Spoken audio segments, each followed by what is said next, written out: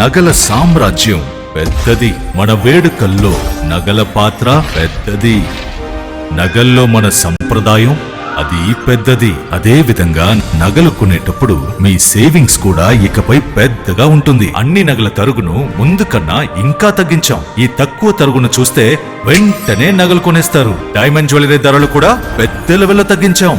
ఇకపై అందరూ diamond jewellery కొనుక్కోవచ్చు. ఏ ఆఫర్లోనూ పక్కదారి పట్టకండి. ఇక్కడికొచ్చి కంపేర్ చేస్తేనే తెలుస్తుంది మీకు ఎంత పెద్దగా డబ్బులు ఆదా అవుతుందో అని. హాయ్, వెల్కమ్ టు మనం టీవీ. మనం ఉన్నది మన కోసం. నేను మీ మనోజ్. నల్లకుంటలో దారుణం జరిగింది. ఒక భార్య త్రివేణిని భర్త వెంకటేష్ అతి దారుణంగా పెట్రోల్ పోసి చంపాడు. సో ఇంట్లోనే కిరసనాలు పోసేసి ఆవిడ బెడ్రూమ్లో ఉండగా పిల్లలు మొత్తాన్ని బయటికి దిగొచ్చి ఆవిడని అతి కిరాతకంగా చంపేశాడు, కేవలం అనుమానం అనే ఒక కార్డుతో. సో వీళ్ళిద్దరు బేసిక్గా లవ్ మ్యారేజ్ చేస్తున్నారు. వీళ్ళది హుజూరాబాద్. సో దానికి సంబంధించి ఎలా చంపాడు, ఏంటి, బయటికి ఎలా వచ్చాడు అనేది సీసీటీవీ ఫుటేజ్ ఒకసారి మనం పరిశీలిద్దాం. చూడండి, ఫస్ట్ భర్త వెంకటేష్, కొడుకు బయటకు వచ్చారు.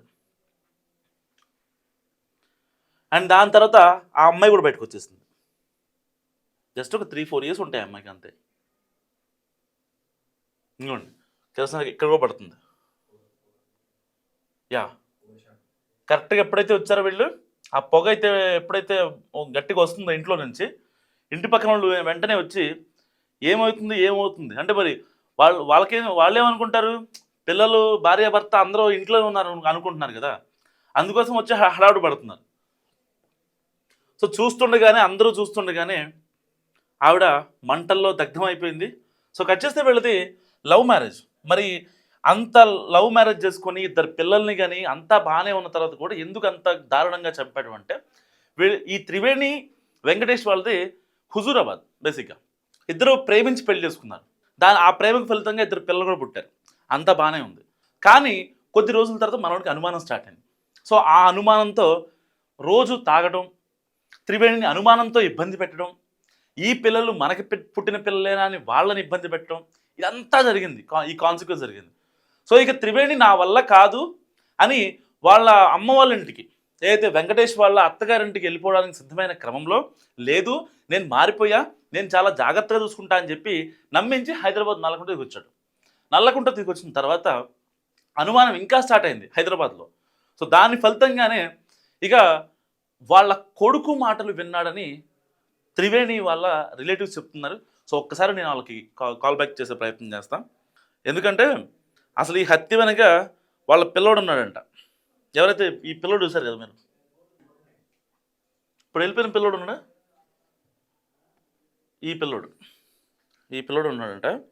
ఒక్కసారి త్రివేణి వాళ్ళ చెల్లికి కాల్ చేసే ప్రయత్నం చేద్దాం. హలో అమ్మ, చెప్పండి అమ్మా, అసలు ఏం జరిగింది? త్రివేణిని అంత దారుణంగా అసలు ఎలా చంపాడు?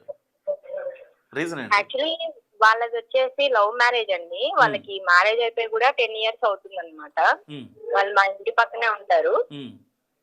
వాళ్ళు మాకు రిలేటివ్సే అవుతారనమాట. ఆమె డైలీ వచ్చి మా ఇంటికి వచ్చి చూసుకుంటది. వాళ్ళది love marriage, inter caste marriage. వాళ్ళకి ఒక బాబు ఉన్నాడు. బాబుకి వచ్చేసి 8 ఇయర్స్, పాప 6 ఇయర్స్ పాప ఉన్నది. అయితే ఆయనకి ఆమె మీద చాలా అనుమానం అనమాట. మొదటి నుంచి ఉందా, పెళ్ళైనప్పటి నుంచా లేకపోతే? తర్వాత నుంచి వాళ్ళకి డైలీ గొడవలు అవుతుంటేవి. ఈవెన్ ఒక 1 ఇయర్ బ్యాక్ ఆమె అతని టార్చర్ తట్టుకోలేక పోలీస్ కంప్లైంట్ కూడా ఇచ్చింది. ఇచ్చాక కొంచెం మారాడు అనుకుంది. అయితే ఆయన 8 మంత్స్ అవుతుందండి. 8 మంత్స్ నుంచి ఆమె ఒక హోటల్లో పనిచేస్తూ ఆ పిల్లల్ని చూసుకుంటూ ఉంది అన్నమాట ఇక్కడే. ఆయన ఇంట్లో నుంచి వెళ్ళిపోయి 8 మంత్స్ అవుతుంది. ఒక 2 మంత్స్ బ్యాక్ ఏమో అయ్యప్ప మాల. ఎవరు? వెంకటేష్ ఇంట్లో నుంచి వెళ్ళిపోయి 8 మంత్స్ అవుతుంది. 8 మంత్స్ నుంచి ఆయన లేడు. ఆమె హోటల్లో పని చేసుకుంటూ ఆ పిల్లల్ని చూసుకుంటుంది. వాళ్ళని స్కూల్ కి పంపిస్తూ, ఫీజులు కట్టుకుంటూ ఆమె ఒక హోటల్లో పని చేస్తూ చూసుకుంటుంది. ఒక 2 మంత్స్ బ్యాక్ అయ్యప్ప మాల వేసుకొని వచ్చాడు ఇంటికి. వచ్చి నేను మాల వేసుకున్నాను, మారిపోయాను, ఇంకా నిన్ను పిల్లల్నే చూసుకుంటూ ఇక్కడే ఉంటాను, నేను ఎక్కడికి వెళ్ళిపోను అని అన్నాడు. ఇంకా ఆయన పనికి ఆయన వెళ్ళేవాడు. ఆయనకి ఎందుకు అంత అనుమానం ఎక్కువైపోయిందంటే, ఆమె పొద్దున వెళ్ళి నైట్ 9-10 కలా వచ్చేదన్నమాట ఇంటికి పనికి వెళ్ళి. సో ఆయనకి ఇంకా అనుమానం ఎక్కువైపోయింది, ఇన్ని గంటలు ఎక్కడికి వెళ్తుంది, ఏం చేస్తుంది అని. అందులో మరి అంత వాళ్ళ అనుమానం కొడుకు ఉన్నప్పుడు ఇంట్లోనే ఉంచొచ్చు కదా, మరి పనికి ఎందుకు పంపించడం? ఆయన ఎక్కువ వెళ్ళడండి పనికి, ఆయన ఎప్పుడో ఒకసారి వెళ్తాడు. ఇంకా ఫస్ట్ ఆమె త్రివేణిని ఆల్రెడీ ఇబ్బంది పెట్టడం ఎంతవరకు ఇంట్లో ఉండి? ఆమె ఏంటి అంటే ఆయన ఆల్రెడీ వదిలేసి వెళ్ళిపోయాడు కదా, ఆ, సో మళ్ళీ ఉంటాడా లేదనే నమ్మకంతో ఇప్పుడు ఆయన మీద నమ్మకం పెట్టుకుంటే ఆమె ఉన్న పని పోతే మళ్ళీ తర్వాత వాళ్ళకే కదా కష్టం అవుతుంది. అవును. సో అన్నట్టు ఆమె వెళ్ళేదన్నమాట. అయితే వాళ్ళ కొడుకున్నాడు కదా, వాళ్ళ బాబు ఆ, వాళ్ళ బాబు అంటే వాళ్ళ నాన్న ఏది చెప్తే అది చేస్తాడు. ఈవెన్ వాళ్ళ నాన్న ఎట్లా కంట్రోల్ పెట్టాడంటే ఆ చిన్న బాబుని 8 years బాబుని అమ్మ ఏం చేస్తుంది, ఎవరితో మాట్లాడుతుంది, ఎక్కడికి వెళ్తుంది అన్ని మనం సీసీటీవీ ఫుటేజ్ లో ఎట్లా రికార్డ్ అవుతాయో అట్లా రికార్డ్స్ అందించేవాడు అనమాట బాబు వాళ్ళ నాన్నకి. అసలు వాడు ఏజ్ ఎంత? వాడు చాలా చిన్న పిల్లోడు కదా, అసలు వాడికి ఇవన్నీ ఎట్లా తెలుస్తాయి? అట్లా ఆ పిల్లోడు మైండ్ ని అట్లా చేంజ్ చేసేసాడు ఆయన, ఆయన కంట్రోల్ లో పెట్టుకున్నాడు అనమాట. ఇంకో విషయం చెప్పాలంటే ఆ పెట్రోల్ కూడా బాబుతోనే తెప్పించాడంట అతను. పెట్రోల్ కూడా వాడే బాబుని బాబుని కంట్రోల్ లో పెట్టుకొని బాబు మొత్తం అప్డేట్స్ అన్నమాట. డాడీ ఈ రోజు మమ్మీ వాళ్ళతో మాట్లాడింది, అక్కడికి వెళ్ళింది, ఇక్కడికి వెళ్ళింది అని చెప్పడంతో యాక్చువల్లీ ఇన్సిడెంట్ వచ్చేసి December 23rd కి అయిందండి. 23rd నైట్ ఆ బాబు వెళ్ళి పెట్రోల్ తీసుకొస్తే ముందు బాబుని బయటికి పంపించేసి వాడెంత కిరాతకుడు అంటే చిన్న బాబుని వదిలేశాడు ఇంట్లోనే. ఆ పెట్రోల్ నిద్రపోయిన వాళ్ళిద్దరు పడుకున్నారు బెడ్ మీద, పాప వాళ్ళ మమ్మీ. బాబుని ఫస్ట్ బయటికి తీసుకొచ్చి వాళ్ళిద్దరి మీద పెట్రోల్ పోసి నిప్పంటి ఇచ్చేసి బయటకు వచ్చి తలిపేసే క్రమంలో వాళ్ళ మమ్మీ అరుస్తుంటే ఆ పిల్ల లేచి వచ్చి మమ్మల్ని లేపింది. ఆ పిల్ల ధైర్యానికి మెచ్చుకోవాలి ఫస్ట్. ఆమె అరుచుకుంటూ వచ్చి మమ్మల్ని లేపింది. మేము వెళ్లే లోపే మొత్తం పొగలు కమ్మేశాయి, ఎంత డోర్ కొట్టినా రాలేదు. తర్వాత పోలీసు కాల్ చేస్తే వాళ్ళు వచ్చారు. అప్పటికే బాడీ సగం కాలిపోయింది. వాళ్ళు ఏం చేశారంటే గాంధీ హాస్పిటల్ తీసుకెళ్లారు. ఆ నైట్ ట్రీట్మెంట్ ఇచ్చారు. ఆమె December 24 రోజు మార్నింగ్ చనిపోయిందని చెప్పారు. నైట్ అయితే హాస్పిటల్ తీసుకెళ్లడం జరిగింది. ఆమెని పోలీసుల సహాయంతో తీసుకెళ్లారు గాంధీ హాస్పిటల్ కి. ఆ పాప కూడా హాస్పిటల్లోనే ఉంది, ఇప్పుడు ట్రీట్మెంట్ అవుతుంది. బాబు వచ్చేసి వాళ్ళ నానమ్మ వాళ్ళ దగ్గర ఉన్నాడండి. అతన్ని రిమాండ్ కి తీసుకెళ్లారు కదా వాళ్ళ డాడీని. పాపకేమో ట్రీట్మెంట్ అవుతుంది, హాస్పిటల్లోనే ఉంది. ఆమె కూడా గాంధీ హాస్పిటల్లోనే ఉంది. ఇంకేం క్లారిటీ ఇవ్వలేదు పాప హెల్త్ మీద కూడా, రిపోర్ట్ ఏం ఇవ్వలేదు డాక్టర్స్. ఆమె చాలా భయంకి అట్లా చూసేసరికి చిన్న పాప కదా, 6 years పాప కదా. పాపతో మేము మాట్లాడొచ్చా కుదిరితే? అంటే నేను వస్తాను అక్కడికి, స్పాట్ కి. మాట్లాడడం కష్టం అండి, అంటే మొత్తం పోలీసులు ఉన్నారు. ఫస్ట్ ఆ పాప భయపడుతుంది, చిన్న పాప కదా, ఏం చెప్పలేదు. 6 years పాప అంటే ఏం తెలుస్తుందండి.